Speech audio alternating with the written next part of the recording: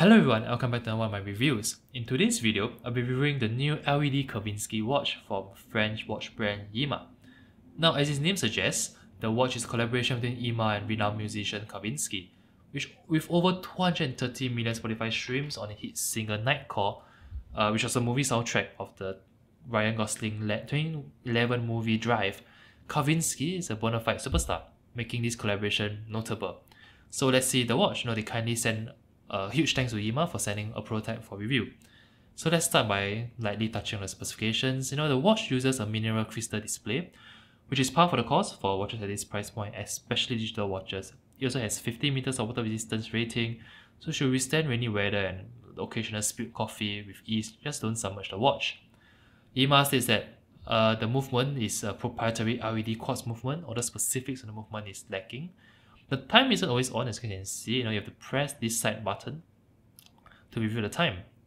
How this works is you press the side button to reveal the time, a second press will reveal the date, and a third press will reveal the seconds. Personally, for me, I would prefer the always on display. I'm spoiled by the Apple Watch. Although Yema says that having the display on standby mode by default does extend the battery life of the watch significantly, so I guess that works. As for the red button, you can see it actually helps to toggle. You can see you can set the time that goes in the settings, set the date. You can display the time in 24 hours if you like, format if you like. So yeah, so they call this red for Kavinsky. This is a Kavinsky button. So I think pretty nice touch. For you guys that don't know, red is sort of like iconic color of Kavinsky, the musician. So yeah, basically you press this to show the time, press this to go into settings. Digital watch. Let's move on to the bracelet. So the LED Kavinsky watch features, as you can see, an on-trend integrated bracelet design. Is slim, is brushed, and the bracelet reminds me of sort of like the oyster bracelet found on Rolex watches of yesterday. I used to have a vintage, not vintage, but a Rolex Explorer 114270 of the 90s, and the bracelet sort of reminds me of that. It's very comfortable and refined. It's definitely one of the best bracelets, I would say, at a 300 Singapore dollars price point. However, no one really buys a watch for the specs. Make no mistake, I would say that the main draw of this is definitely the avant-garde looks. It's just, let me just bring this closer to the camera. It's just such an eminently striking watch, right? Now, the watch features very strong faceted angles. You can see the faceted lugs, you can see the octagonal, display. It's very, you can see the contrasting sort of brass finishing and the polish finishing, right? So the case finishing, I would say, is one of the best I've seen at this, again, below 300 Singapore dollar price point. So I love this integrated bracelet look as well. I love, you can see this very sharp taper, of the bracelet. It's a very aggressive design. This is definitely a very sharp looking watch. I love it. Also so I'm bringing this closer to the camera. I also like some of the engraved lines that you can see here that flank both sides of the display. There's an art deco nature to the lines that really reinforces, I would say, the striking nature of the watch.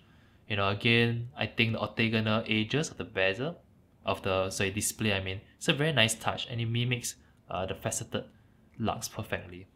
Let me put this on the wrist and show you guys how it wears. So on the wrist, the LED Kavinsky really wears very phenomenally, I would say, on my 7-inch wrist. It's a diameter of just 35.5 mm and lug to lug of 42 mm. And due to its integrated bracelet nature, it actually wears off larger than the specs, I would say. It simply just wears like something that came out of the 1970s, which I guess is the point.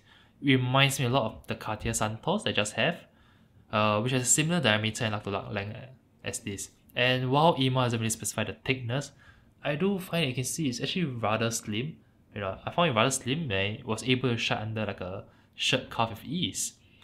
So overall, I really do adore this new Yema LED Kavinsky watch. You don't really have to be a fan of the DJ. To be honest, I have no idea who Kavinsky was before this to enjoy the watch. I think the watch has more than enough going for it to stand on its own merits. I love the angular faceted nature of the case, I love its retro-futuristic vibe, especially, with this red LED.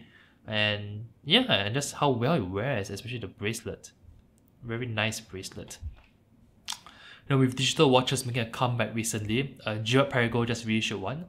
the LED Kavinsky would undoubtedly be popular, especially so it's going live on Kickstarter. By the time you see this video, it should be live on Kickstarter.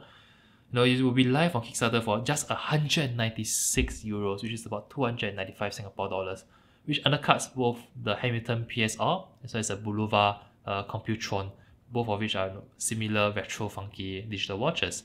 So yeah, if you're looking for a fun watch that's bound to be a conversation starter, I think this LED Kavinsky, fits the bill very nicely without breaking the bank. Alright, and that rounds up this video review. If you liked the video, do give a thumbs up, do subscribe, and do share this video around. Let me know in the comments what you think, of this LED Kavinsky watch. Do you like it or not? I really do like it. I think it's a very fun watch at under $300. So yeah, if you do like it, support it on Kickstarter. I'll leave a link in the description box. Okay, until then, I'll see you guys in my next video. Ciao!